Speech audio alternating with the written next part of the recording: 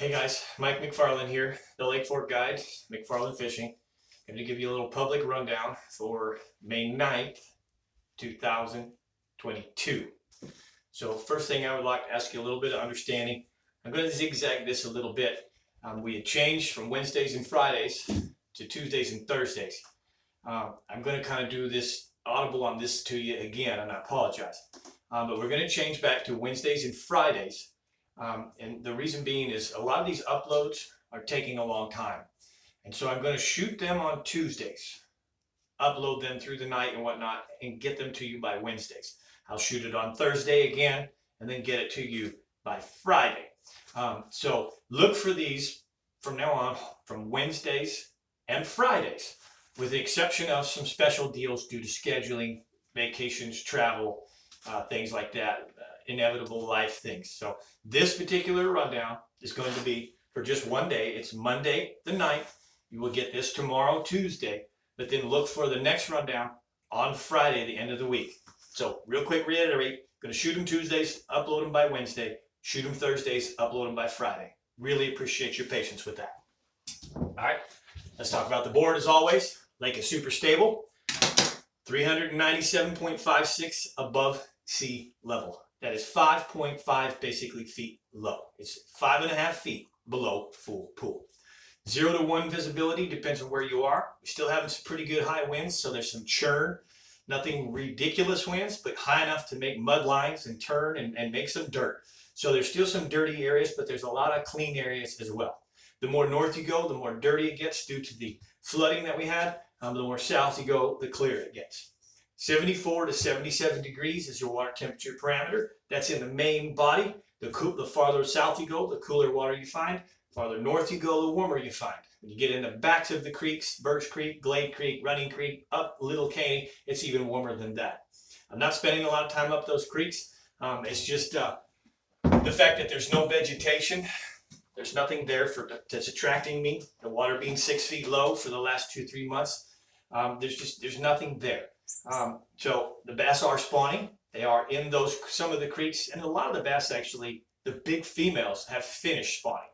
There's still another round to come with the next full moon, but realistically those backwaters are just full of those males that are now guarding fry.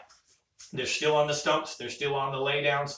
You almost have to have some kind of forward imaging to even find them, but you can still go in the backwaters and go fishing. Poppers, Cincos, and weightless flukes, anything brim colors might get you the bites that you're looking for if you're looking for 2 to 5 pounders. If you're a tournament angler, it's time to start fishing brush piles. It's time to start looking deep. I'm noticing that the shad spawn is finishing and the shad are starting to pull offshore. Go find those shad balls in 10 to 14, 16 feet of water. Find some brush piles in that area, and you're probably going to find some more of your tournament fish. I really can't tell you anything much better than a drop shot to catch those tournament fish, but I do have a few baits that I recommend you do. A little sea rig, Carolina rig with a V&M pork pin. Brim colors is this Outlaw Magic. This catches a little bit of everything. You might catch quite a few slots, but you can catch some pretty good unders doing that. And then of course my 2 favorites that I really like to just catch fish, the same way Mark Pack used to use, is the Impact Shad, okay, and Green Pumpkin Magic or Watermelon Magic Red. Okay, there's a couple baits that you can put on a sea rig, and you fish 10, 14 feet of water around brush piles and whatnot. You probably catch some fish, mostly tournament fish, meaning under 16 inches, and some small slots. If you're in the backwaters, it's really hard to beat a Cinco. The V&M chopstick is really good. A couple good colors, your Outlaw Magic, your Texas Smoke, and I'm really finding that I'm actually catching a lot of 4 and 5 pound males and some mixed in females on the Okeechobee Magic Craw. But that's some baits that you can use there. Again, topwater bites there, the jig bites coming around in the offshore and the shell beds. The big worms are coming around. Big worm time as the water gets hotter. It gets above 80 degrees. I really like to throw those bigger worms. They can go all the way up to like the V&M J-Mag, a 10-inch worm, or a power worm, 10-inch worm. It's almost time to throw those. Again, the sea rigs are working, and then there's a crankbait bite. If you're willing to lose crankbaits to the wood and the trees and the stumps, you can throw those deeper diving crankbaits in the 10 to 14 foot range diving and catch some fish. Let's tell you about the weather. This week's hot. Man, we just came right out of spring and jumped into some seriously hot weather. It almost feels like summer. Thank goodness for the winds, because otherwise it would. But today was a 90-degree day. Look tomorrow for 68 low, 90 high, 10 to 15 mile an hour winds. Wednesday, 66, 89, 5 to 10 mile an hour winds. Thursday, 69 to 91, 5 to 10 mile an hour winds again. And then Friday, 70 to 91 with it getting light variable, which means the lighter the wind, the hotter it gets. It really does start to get hot out there. Make sure you hydrate, take good care of yourself. Coconut water will keep you actually hydrated where you don't get sick from it. And bananas, potassium, things like that are really important too. One little trick I do when it gets hot, I'm fishing a lot, is I actually wake up in the morning and I drink a big tall glass of room temperature water and I pound it. And then I do it again at the end of the night before I go to bed. That makes it kind of like jump starts me, keeps the fluid in me. And then through the day, I only need to drink about 3 or 4 bottles of water instead of 6 to 8. But 6 to 8 bottles of 16-ounce water is almost a gallon, and that's how much you should be drinking when it's really hot out.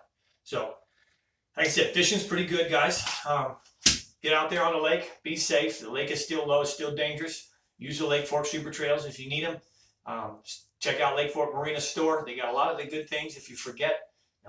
Even if you're needing weights, hooks, whatever you're needing from there. Tightline Baits has got a real nice setup in that shop there at Lake Fork Marina.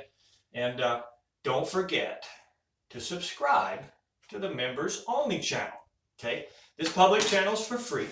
I understand that I used to give you a lot more detail and information, and I did drive some of that personal information, what McFarland Fishing as a guide service is actually using, the exact baits that we're catching fish on, to the members only. Brooke, my business partner, my best friend, in the last 7 days has caught 5 fish on camera, okay, on YouTube camera, and all 5 of them are over 9 pounds, pushing the 10-pound mark. We will be bringing some of those videos to you publicly. We are putting some of my catches with my clients here publicly, so you can see those.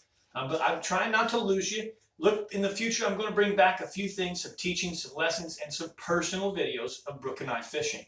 So stay with us a little bit. But if you need the information, if you're coming to Lake Fork, man, it's $4.99 to subscribe to the members only channel, where I spill my guts and I tell you everything you need to know, more than I used to tell you in this public channel. Okay? So the members only simple. Use your desktop, your laptop, hit the join button, follow the procedure, $4.99 a month. I tell you exactly the baits, exactly how I'm using them, and with the rule of 3, which is a system implemented by a lot of pros today, and a system implemented here on Fork by Mr. Mark Pat, rest in peace. But the rule of 3 to get you in the right area, the most productive area that you can be to catch more and bigger fish. So if you want to know the areas and where to be, where Bass Lady Brooke is catching these giant fish, you need to subscribe to the members only channel. So that's my invitation to you. Listen, if you want to fish with McFarland Fishing, you want to learn something in June and July about the offshore, how to use your sonars, how to find the shell beds, how to find those big fish suspending in those offshore trees. I have a very limited amount of dates left in June, and I am actually starting to completely fill the July. So it's time to move if you want to before you miss out. I got one last date in May, the 23rd, and realistically the fishing's really good right now. Between topwater bites and the early morning and get to the jigs and the big worms, we're catching fish every day. So I can't thank you enough. Those of you that are sticking around with the public, thanks for your subscription. Please hit the like button below, comment below, and I look forward to seeing you again at the end of the week with Friday's report.